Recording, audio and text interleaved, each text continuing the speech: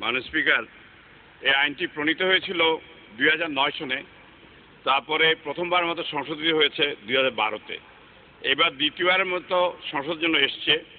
মানুষের উদ্দেশ্য তো বলা হয়েছে, উদ্দেশ্য কারণে বলা হয়েছে জাতিসংঘের সমকালীন বিভিন্ন রেজুলেশন ও কনভেনশন এবং আন্তঃরাষ্ট্রীয় আলোচনার আলোকে সংশোধনের প্রয়োজনীয়তা দেখা দিয়েছে।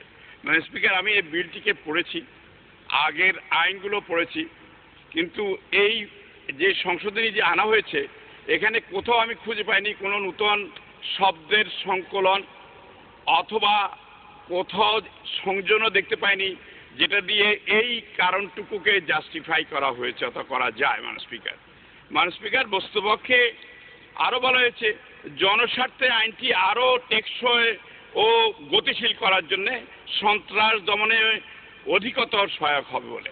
মাননীয় স্পিকার, এগুলো কথা নয়, আসল কথা হলো সরকারের বিরোধী শক্তি অথবা সরকার অথবা সরকারি দলের যারা বিরোধিতা করবে এবং যেই কোনো ধরনের ভিন্ন মত প্রতিবাদী শক্তিকে আরও খড়হস্তে দমন করার জন্য এই নূতন সংশোধনী আনা হয়েছে। মাননীয় স্পিকার, এইটা সংবিধানের পরিপন্থী এবং নাগরিকের মৌলিক অধিকার হরণ করা হবে এই আইনটি যদি, এই সংশোধনী যদি পাশ করে। মাননীয় স্পিকার, এবং আমি যেটাকে মনে করি এক কথায় this shall be the negation of the fundamental rights of the citizen. মাননীয় স্পিকার, সেই কারণে এই বিলটির আমি বিরোধিতা করি এবং আমি প্রস্তাব করি যে এই বিলটিকে জনমত যাচাইয়ের জন্য পাঠানো হোক এবং বিশেষ বাছাই কমিটিতে পাঠানো হোক। মাননীয় স্পিকার, আপনাকে অসংখ্য ধন্যবাদ।